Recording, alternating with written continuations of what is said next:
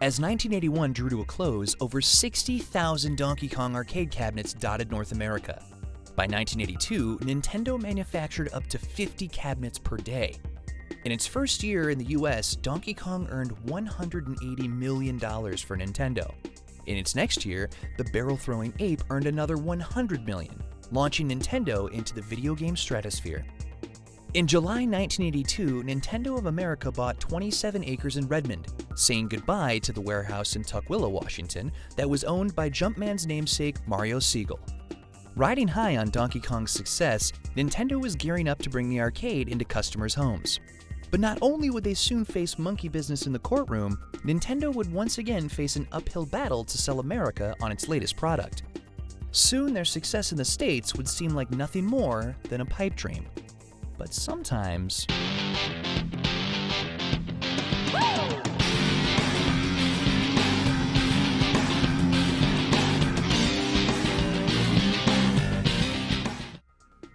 As Donkey Kong guzzled quarters across America in 1981, its creator Shigeru Miyamoto set up to work on a sequel. In 1982, Nintendo released Donkey Kong Jr., a follow-up as unconventional as its predecessor. Instead of keeping Mario in the position of the hero, Miyamoto decided to cast him as the villain, having cruelly locked Donkey Kong in a cage at the top of the screen. Playing the role of the hero this time was Donkey Kong's son, who climbed vines and chains while dodging toothsome enemies to save his father.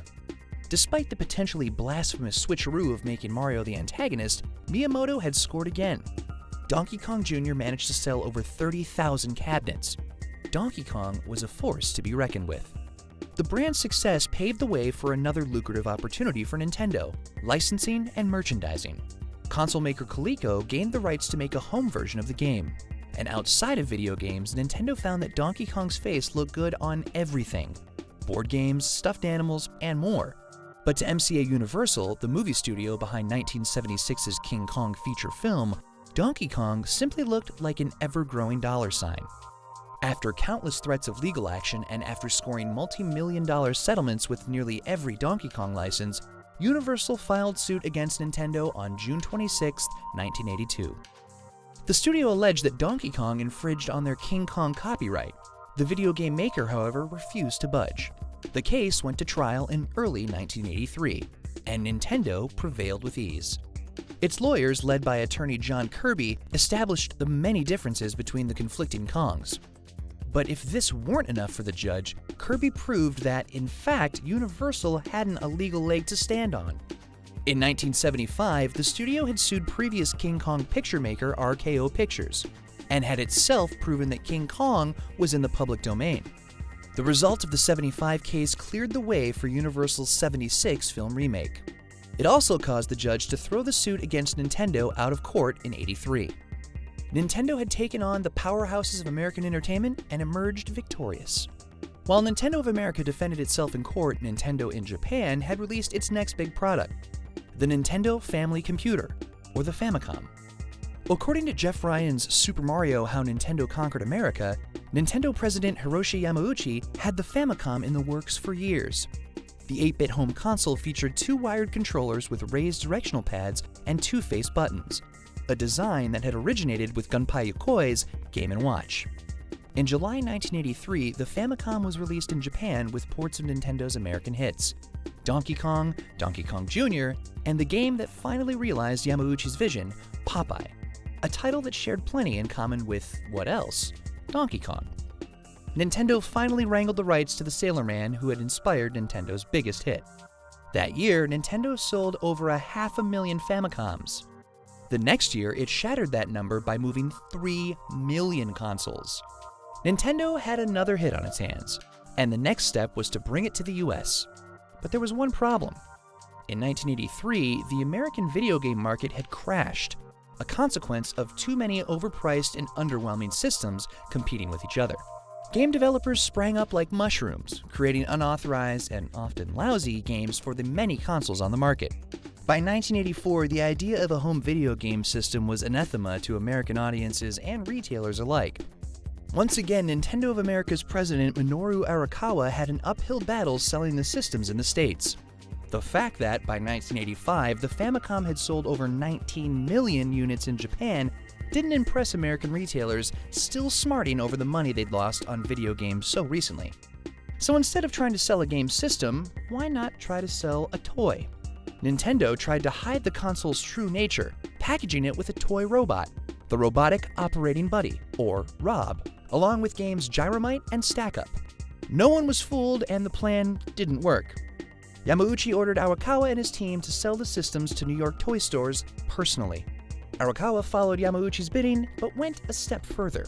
According to Ryan's book, Arakawa went over Yamauchi's head, assuring retailers that they could get full refunds on any unsold systems, a gutsy move that could have cost Nintendo dearly.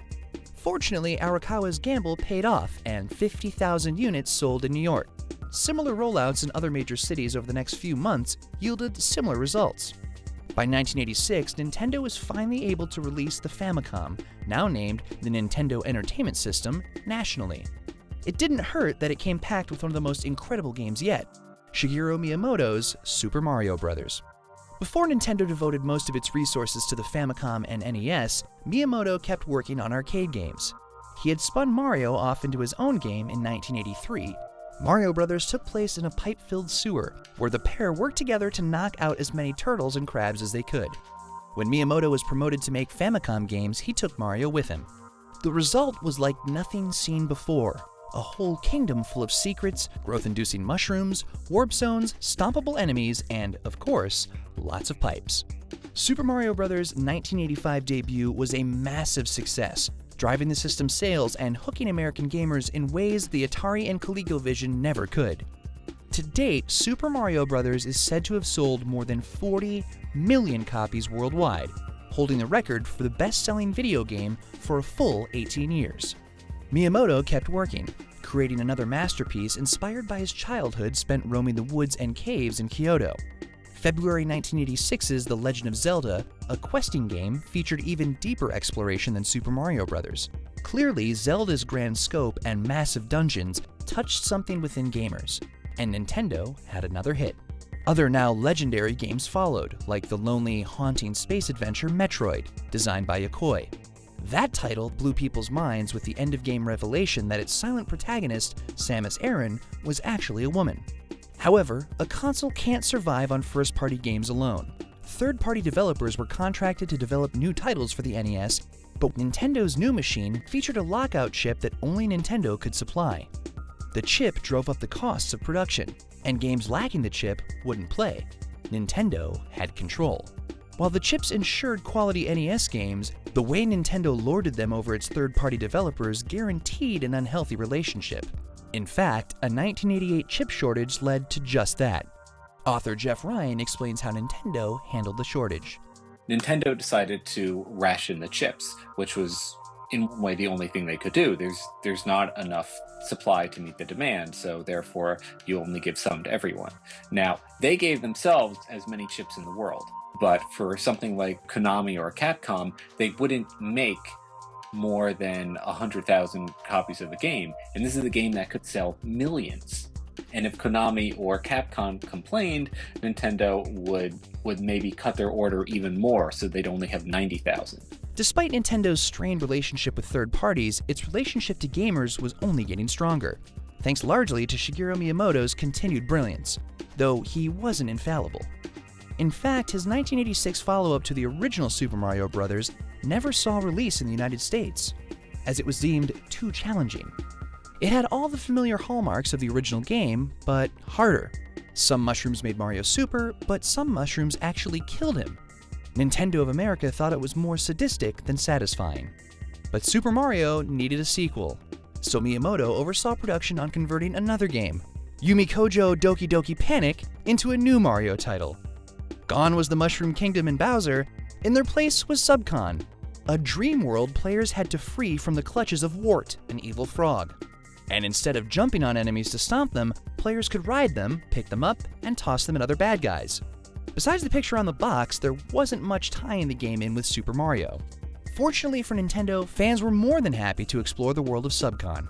Super Mario Bros. 2 sold over 7 million copies in its 1988 North American debut. Miyamoto still wanted a proper sequel though. His next project was a true continuation for Super Mario that would both bring the game back to its roots while moving the series forward by leaps and bounds. The result was Super Mario Bros. 3. Players encountered the familiar mechanics of jumping and stomping that made the original game so great, while contending with new powers and abilities. Super Mario Bros. 3 was everything people loved about the first game, but better. And in 1989, as its North American debut drew near, Nintendo of America was approached by Universal Pictures, the same studio that had sued them over Donkey Kong's alleged copyright infringements. The studio's plans for a big screen version of the Jetsons was delayed, and they needed a project to appeal to kids around the holidays. The result was The Wizard, a movie starring Fred Savage and Christian Slater, depicting two brothers' journeys across the country on a quest to win a video game tournament. And the game featured at the tournament itself? None other than Super Mario Bros. 3, which made its North American debut in multiplexes across the country. While The Wizard isn't remembered as much more than an afterthought, Super Mario Bros. 3's release in February 1990 found its place in the history books. It was Nintendo's biggest hit yet, selling 18 million copies and achieving the record for the best-selling video game not bundled with a system. As it began the 1990s, Nintendo had been transformed since its tentative entrance into the video game market a decade before. Instead of simply being a player in the industry, Nintendo practically owned it. The company seemed invincible. But soon enough, Nintendo would discover the price for not playing well with others. Tune in next time to see Nintendo go portable.